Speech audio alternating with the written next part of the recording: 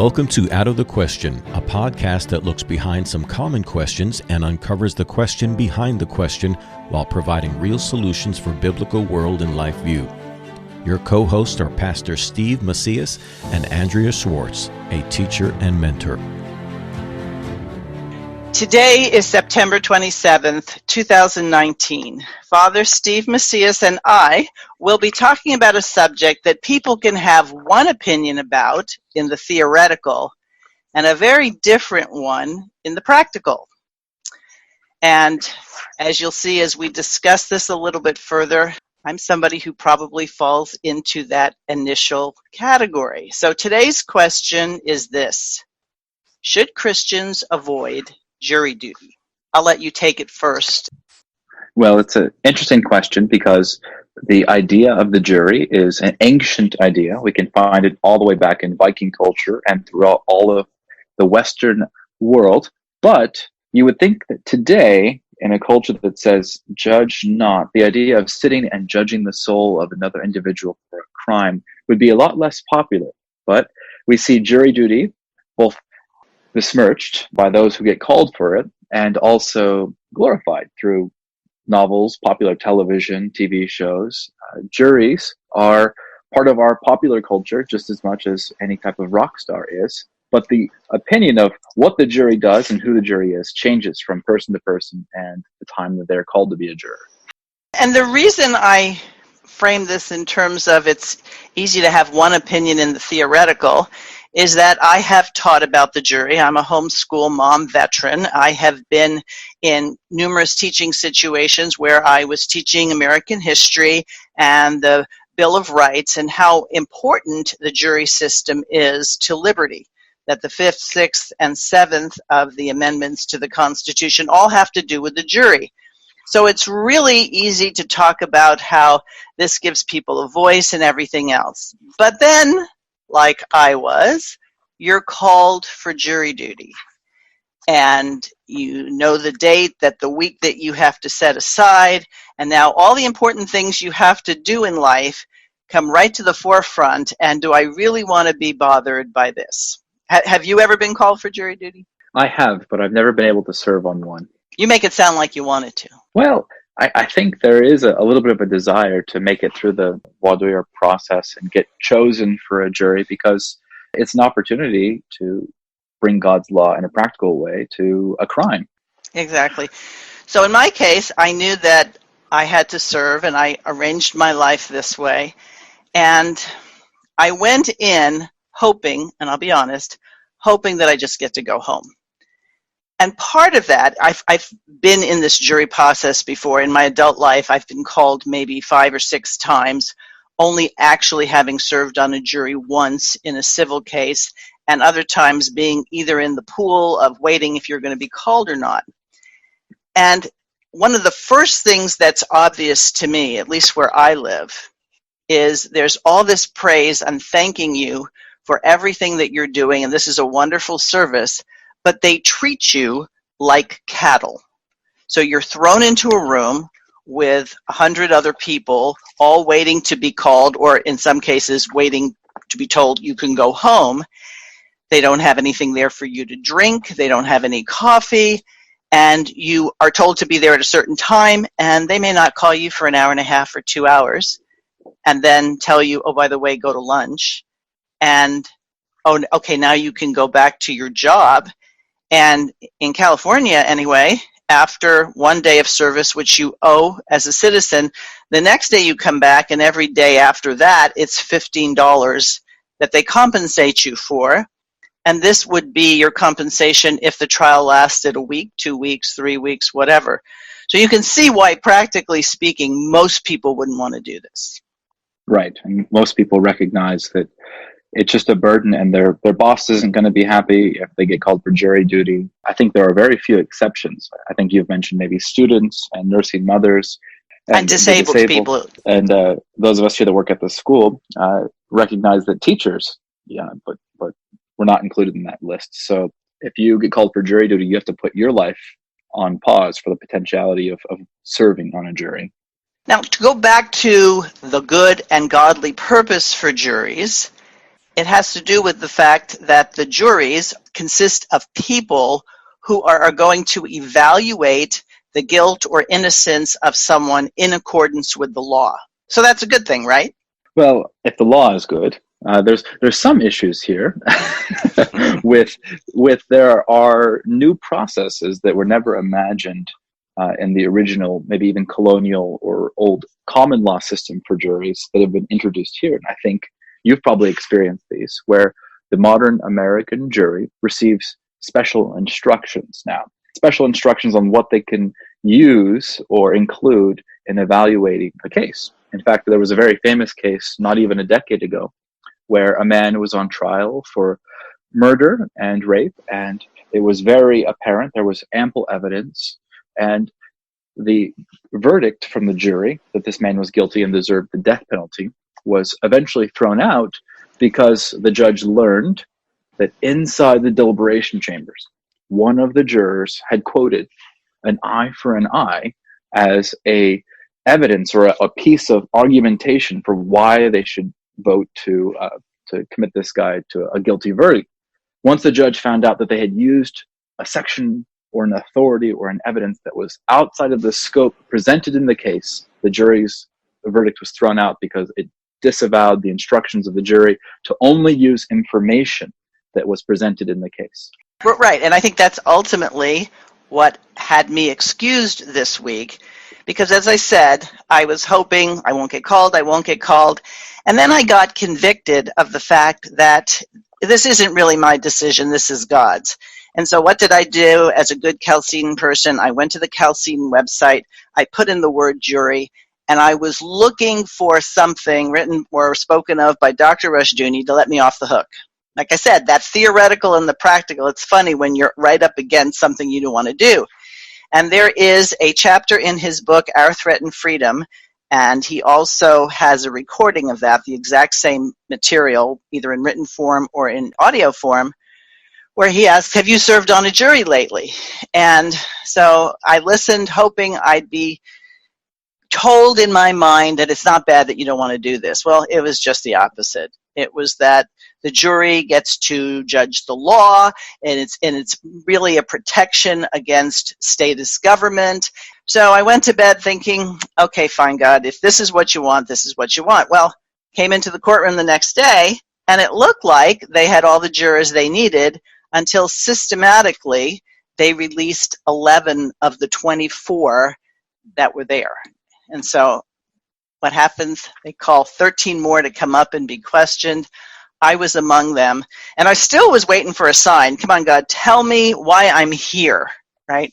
And I sit in seat number 13, which just happens to be my favorite number, and I went, okay, this is no coincidence that I'm in 13. And so there's this whole questionnaire you have to go through, and by the questions they ask, it's incredibly interesting how they're going to filter out who's on the jury. So just for example, if you are related to, are, or closely associated with anybody who's a lawyer, they're probably going to excuse you. If you're closely associated with anybody who's a policeman, or you are a policeman, you're going to be excused. In my case, after the attorneys were talking about these requirements that you remain neutral, we don't want you to come into this process with any bias. We want you to just listen to what we say and promise that you're not going to come up to any conclusions until we release you into the jury deliberation room, where the judge is going to give you very specific instructions. So when I was asked by the judge, can you follow my instructions? I said, as long as they don't violate my convictions. And she looked at me and she says, no, you don't understand. I'm going to give you very specific instructions. So if you have any religious, political views, you have to agree to put them aside. So really what they're telling most people is there is such a thing as neutrality. Yes. It should not be a surprise to us. Those who have read Rushdoony recognize that the idea of the civil government has always been a religious sphere. What's really remarkable is that we have somehow taken the idea of a Christian government or a Christian system of justice and believe or somehow suppose that it could be neutral. That's never been the case. In fact, at the time of Christ, the judging of people, the systems of courts, were all done by religious leaders. It was seen that the judge in the Roman court should be a religious leader of some sort. And throughout the Western world, whether it was Greece or Rome, the judge was seen as a religious figure, taking the divine's will and putting it on the people. They even had, rituals and magic that they would use to figure out who was really guilty or not guilty. It's only inside of the Judeo-Christian, this Western identity, that the idea of evidences and witnesses and jurisprudence is born under a religiously Mosaic system of codified law. And interestingly enough, at the beginning where you promise that you're going to tell the truth, you swear to no one but yourself. Do you promise to tell the truth in all these proceedings? I do. And everybody sits down. And then the process continues and they want to know more things about you.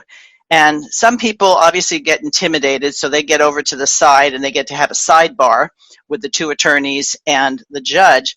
But I determined I was sitting in seat number 13, and I was going to say unapologetically things that I thought. And so previously, the day before, the district attorney had basically had people who were up there vowing, put your hand up if you promise not to bring any preconceived notions into this whole process. And you could see how people were being intimidated. Like, can you promise you will not be biased? Yes, because who wants to say they're going to be biased? Because you mentioned in this world where you're not supposed to judge anything. So when I was asked that, I said, well, my understanding of the jury, and now there's a whole courtroom of people here, attorneys and jurors and prospective jurors. My understanding is that a jury wanted the people. You didn't want them to park their brain. And so I don't think I can. And I said, on top of that, the district attorney had said, would it bother you if we brought no witnesses against this person? And I said, well, I think the accused should be able to see his or her accuser. Well, you can see that the defense attorney really liked that because obviously the case isn't going to involve that particular thing. And you could see the district attorney's face is like, okay, this person is out. So they let everybody else out for lunch and they wanted further explanation. And I said, well, the Bible says on the testimony of two witnesses. So if you don't have two witnesses, and you can see the judge and the attorneys were like, she's gone. Except, so on the one hand, there was a little bit of, well, there was a lot of relief, but what there also was is a sense that I at least said it. And I realized that most of the people who they bring to the jury, if they have any knowledge of the Constitution or of history, they probably don't want those people. They don't want people who know the constitutional law, but that's historically how tyrannies have functioned. The reason why the jury was emphasized in the colonial period was because England had abused the right of judges over the colonists. So you look at the Stamp Act that was put upon the colonies in the early period of American history, and it was the Stamp Act that was bringing men to court. And the English had set up English judges in the land without a jury of their peers to prosecute people for breaking the Stamp Act. And Patrick Henry and these other constitutional, or what would be constitutional leaders, were debating that the principles of the common law, starting with the Magna Carta, had demanded that a jury of one's peers must be used in order to punish somebody or find them guilty. This was from King John of England in the 13th century, and that it could not be broken. And so for the early Americans, the jury trial was a way of interposition. It was a way to nullify unjust laws, because you could have your jury of colonists who could come in as you were being tried for breaking the illegitimate Stamp Act, and all 12 jurors could say, well, we don't believe the Stamp Act should be a legitimate law to break. So therefore, we're going to all say not guilty and throw this case out. So the judges will always respond by trying to remove this ability of the common people from having influence on judging whether a law is good or bad, which is the primary purpose of a jury. Right. So when I never used the word jury nullification, but when the judge was looking at me and asking, so what you're saying is if I give you a specific instruction, you won't follow it? And I said, well, there are laws that are on the books that are not good laws and they're not correct laws. So no, I would not violate my conscience. Now you would think that somebody would say, well, good, here's a mix of people, but really what they're working on, this is my conclusion, I don't have this written anywhere, but they want to have a jury that will do what the judge wants, the conclusion the judge wants them to come up with, so that when they go into the deliberation room, after having been inconvenienced and waiting and all this, and maybe having little knowledge of God's law for sure, since his name is never invoked in any place in the entire process, that they're going to do what they're told. So if everything points to a verdict of not guilty, but they don't let you see everything, or they're told you're to disregard what you see and your impressions of people, then it's hard to imagine what's left. Who is it they're selecting to come to a verdict? Right. And I think that this reflects the distrust that the kind of professional lawyers, professional judges have for the common people.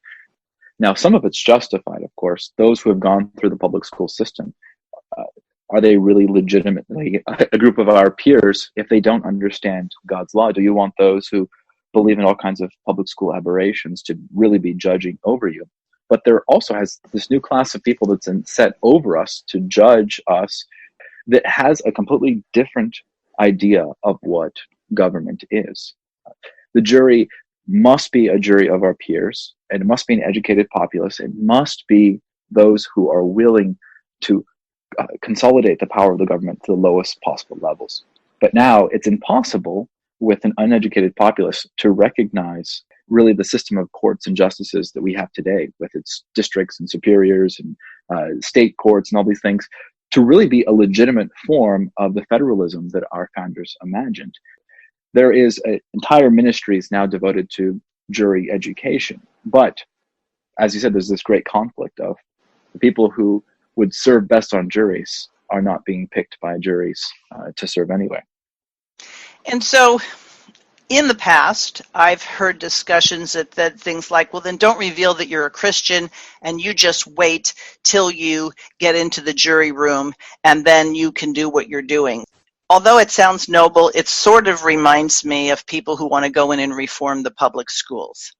Yeah, you can have an audience of 25 people at a school board meeting, but at its root, the Christian should want to see public education abolished, not improved.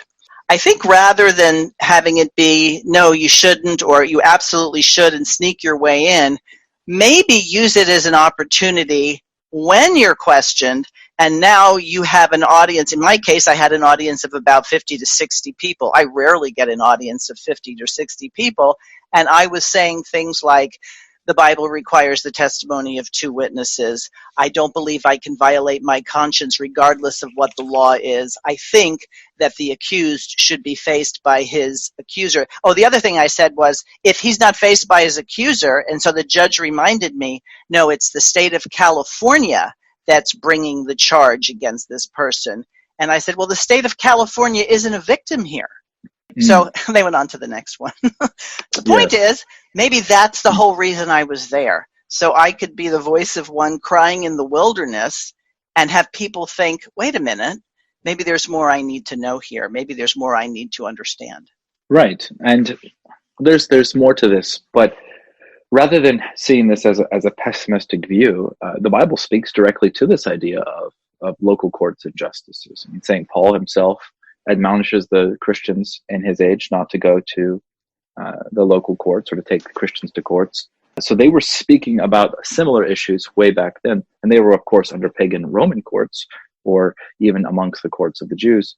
And what happens in a very short order, and this is really the message of Reconstruction, is that the rest of the spheres of life, education, the family, business, those all informed the courts of that day.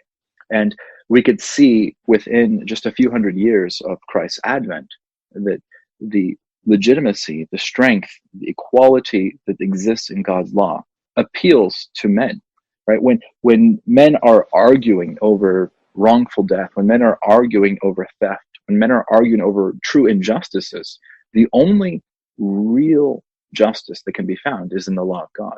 And so when Christians established independent courts under their elders and inside their local churches, those quickly became the places of arbitration.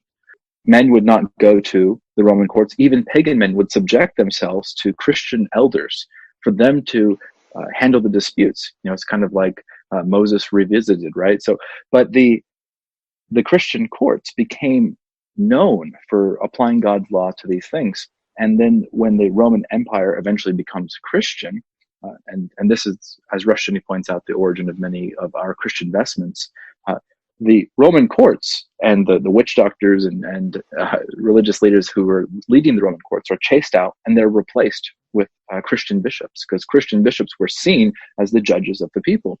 And in very short time, the Christians were recognized for their faithfulness to God's law, and they were placed in authority over the entire empire because of their fidelity to God's law, because they could see that that was the only true justice. And I guess one of the benefits of having been a student of biblical law for 30 years and having taught it for 20, as I heard the various things being presented, I knew where in the scripture this was addressed and how it was a violation. So, for example, the district attorney, I can't remember which one it was because it was hard to see. They were just trying to, I think at this point, flesh out who they wanted to talk to for the rest of the thing, which is what the voir dire process is about. But if this person, for example, had done a similar crime 10 times before, you understand that you can't take that into consideration about now, because bad behavior doesn't determine your future. So, of course, the first thing I thought of was the incorrigible.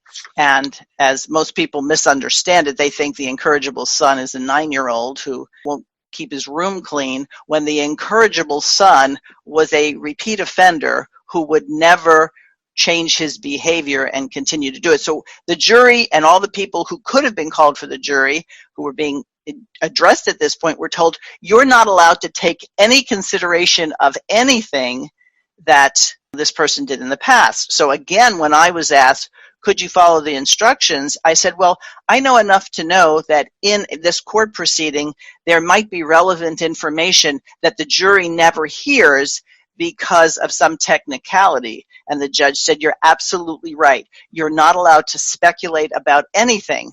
So if anybody could actually do this, which, Steve, I don't think they could, but they say they could so that they'll get the desired outcome, that would mean that you'd have to go in there with a blank slate and act as though these were your teachers.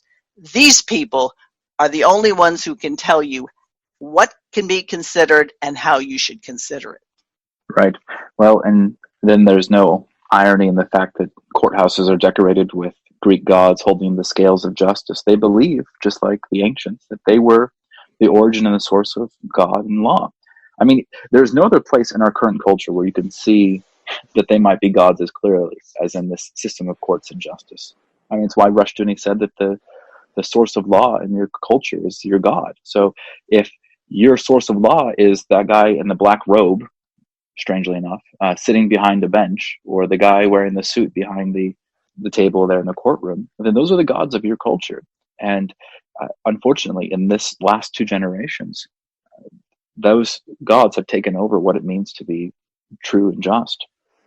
And I think there's this subliminal, if not overt, sort of message is that we own you. That's why making you wait is something that isn't really all that problematic. And I had to laugh because when the woman who was on the loudspeaker giving us updates said, at one point we were there since 9, now it's 10:45. Congratulations, you have a 2-hour lunch break.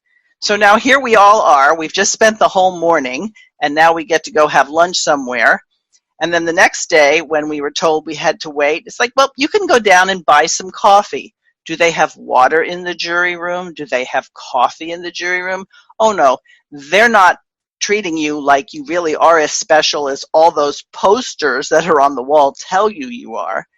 It's that you have to be here, and let's remind you over and over again that if you don't come when you're supposed to, it's a $1,500 fine or 5 days in jail or both. Right. Well, and the other thing we don't think about with juries is that what they result with, the results we get from juries today, considering all of these things, are they legitimate? We've seen God's law, the command to give due process. We have the commands in God's law to execute punishment on those who are doing these terrible, heinous offenses. We have entire political parties who have in their platform either the abolition or the support of the death penalty. But are we focusing as a culture on the outcomes rather than on the processes? So much of the last 300 years of American history has been focused on creating a system that was impervious to the imperfections of man, right? We're all going to have ill-equipped jurors in every single jury trial. But if the entire system has been reworked in the last 100 years to give these type of instructions, to abrogate instructions from God's word, to force the jurors' hands in so many different ways, are the verdicts that juries hand down legitimate, or have we undone the entire impact of a jury system by putting the judge and the attorneys in control of the verdict from the very beginning?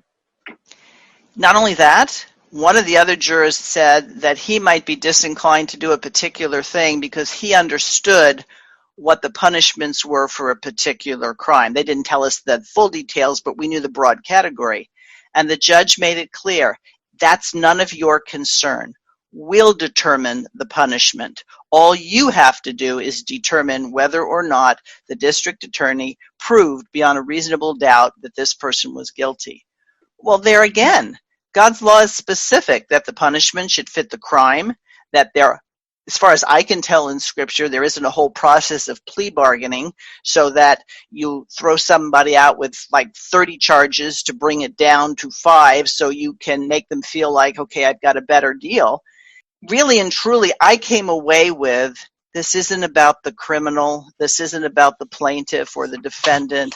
This is about establishing the status principle that we are in charge. The government, the civil government is in charge, and we answer to no one but ourselves. Right. And this has actually been debated amongst different religious traditions as well. There are several religious groups today that will refuse to serve on juries. I think one of them is the Jehovah's Witnesses refuse to participate in juries at all because they don't recognize any government because they are, quote, citizens of heaven, they say. But there are movements in the Middle Ages, the Anabaptists, who refused to participate in the jury process as well because they saw it as similar to conscription in military service, that the jury for them was belonging as an appendage to the state. Now, if your view of the state is top down, right, there's a ultimate authority at the top who's replacing the place of God, and you're being dragged up into that appendage, you can understand that. But the Christian principle of government is that the government begins with the individual, and the individual delegates that power upward.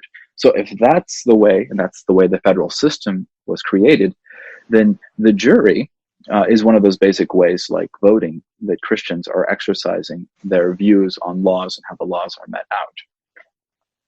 And I think it gives us a good reason to hope and a good reason to work for Christian Reconstruction, because I knew that I wasn't going to go in and change the entire system. I knew that if God wanted me on that jury, no matter what my answers were, I was going to be on that jury, because I knew that my destiny was not in the hands of the judges or the lawyers. It was in the hands of God. And I think if we honestly want to change the culture, this is why a bottom-up thing is so important, because somebody created the laws that allow these judges and attorneys to restrain anybody having from an independent thought or coming from any particular political, ethical, or religious view. I had to laugh, Steve, when most of the jurors, when they were looking through the last 4 questions, which were probably the most important, were, no, I don't have any views that would make it so I couldn't do any of what you asked me to do. And I'm thinking, these people are willing to state publicly they have no views. Well, number one, it's not true, but number two, they just said, I have no political, religious, or ethical views that would make it impossible for me to do what you say, even though I don't know what you're going to tell me to say. Yes, even though to say you have no views is to embrace a Lockean political view. Anyway, that's beside the point. But I think what's important for us to think about today is it's easy for us to wrap our mind around a jury trial for murder, for theft or rape, things like this that are common today. But what we need to think about in the next, and it's happening right now, if you ask some people, the next 10 to 15 years, is that the jury and the legal system are going to be drastically changing. You see even today the ideas of thought crimes, the idea that what we believe, what we feel, what we say are subjected to new sets of laws that police what are hate crimes, that police what are hate speech. And those are going to come into courtrooms in the next few decades. And there's going to be precedent set by juries who do not have a Christian worldview, who think speaking on homosexuality or on God's will for marriage, that those are not neutral or Christian ideas, but that whatever the judge says is true, is true. You can imagine in the near future parents being sued by their children for gender identity issues. And there's going to be a jury that you might be called to that's going to say, doesn't really matter what you believe about gender or sexual identity, whatever the judge says is the truth. And that's really the issue we're having today. There's a wonderful film, I don't know if wonderful is the right word, but there's a exposing film produced many years ago called The Minority Report, where they kind of expose this type of thing, that if we don't allow a fixed standard with fixed evidences to establish what true justice is, then we're left to whatever machinations or imaginations that the future can come up with. Right. I believe in that movie, the whole theme was you were going to identify people ahead of time who might commit crimes and either attempt to rehabilitate them or to eliminate them because they could be a danger. That's right. And the spoiler of this movie is they have these future tellers, which is ironic considering the Roman and Greek state of how they did justice, of imagining the future of this person. But these future tellers could somewhat reliably predict who was going to be a criminal. And the spoiler was that, well, they only kind of knew. They weren't 100% certain, which Right. is the danger of any professional ruling class, why we need the wisdom of a jury of our peers, why the Western world has always relied on God's standards of evidence in favor of real justice. So the only defense against tyranny is to understand God's law and be willing to stand for it regardless. Because what you just pointed out, if it's against the law to be biased against someone who is confused about his gender, and you're sitting there under the oath of promising to tell the truth, and you say, oh, you think there's only 2 genders, you might not get on the jury, but could you be arrested for this thought crime? So I believe, in truth, nobody in these positions of current authority care what you think. They just care what you do. So you can have all the ideas you want, but when it comes to putting them into practice, you better do things our way. That's right. And this idea of juries and local courts is very important. But the principle applies to every level of government. We live in a day and age where the Supreme Court of the United States has severely overstepped its boundaries. It's done the same thing that local courts have done. They have said, we're going to use our view of the Constitution. These men who were appointed by presidents are going to use their view to inform what law is. And since 1973, they have been in contradiction. Well, a number of decisions they've been in contradiction to God's law, but since 1973 with Roe v. Wade, they've been in contradiction to God's standards on what life is. and how to protect human life. And just like the individual juror would be responsible in a courtroom to nullify or to interpose himself against an unjust law, in the Supreme Court's situation, individual states and local courts and lesser courts have the responsibility by God to interpose themselves against the higher court to overturn those type of things. That's the way that the government was set up to be.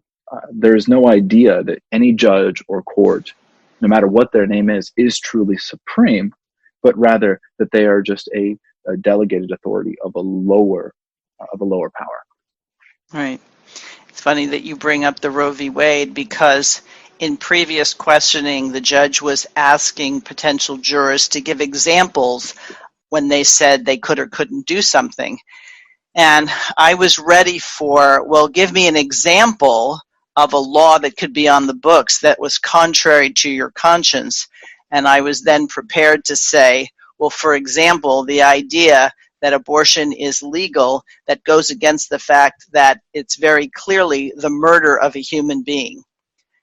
But I didn't get asked the question, so I wasn't able to give that answer. But it made clear to me that we really should always be prepared to give a reason for the hope that's within us, because in various places at various times, we're going to be asked those kinds of questions. That's right. Well, and what's in the news today with the environmental issues that are continually showing up in the media, the further we get away from God's idea, and you brought this up of a victim and a crime, the more convoluted our justice system is going to become. You know, it's very common as we talk about jury trials to think of popular movies where I think of The Runaway Jury, a John Grisham novel that was made into a movie, where the state is suing a popular cigarette manufacturer. And these ideas of victims are convoluted. Or you think of Erin Brockovich, where she's a young paralegal who is going to bring a case of environmental abuse against a big corporation, right?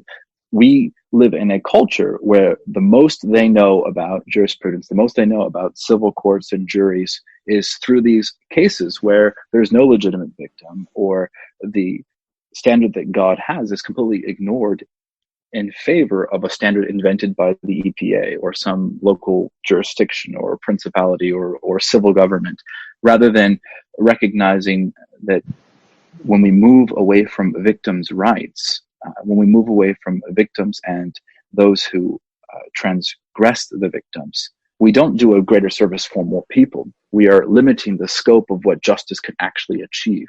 You can see that today here in California. We have men who are incarcerated for drugs that are going to be legalized in this state. We have all kinds of strange situations that when we move away from God's standard, that we get this anarchy and chaos that doesn't really justify or come out equitable for each and every man. It becomes a respecter of persons.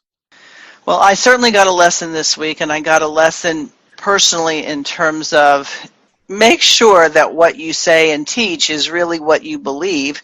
And I think that for the discomfort I had and the frustration and what I felt like were days of wasting my time were really an educational process.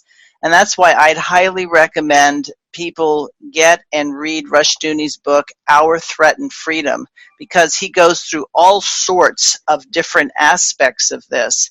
And the way in which we're going to change the culture is to first change ourselves so that we're thinking God's thoughts after him, and that we have a holy boldness that comes from that will allow us to speak into the lives of those around us and be ready to give an answer when we're challenged or questioned about why we hold a particular view. Amen.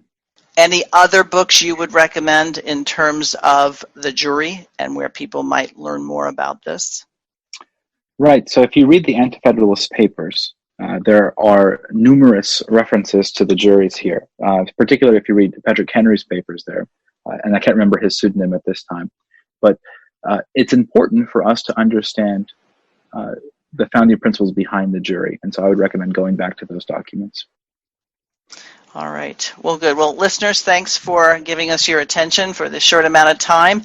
Please continue to send in comments via email or suggestions for future discussions at outofthequestionpodcast@gmail.com. And Steve, as always, good talking with you. Thank you, Andrea. Thanks for listening to Out of the Question. For more information on this and other topics, please visit chalcedon.edu.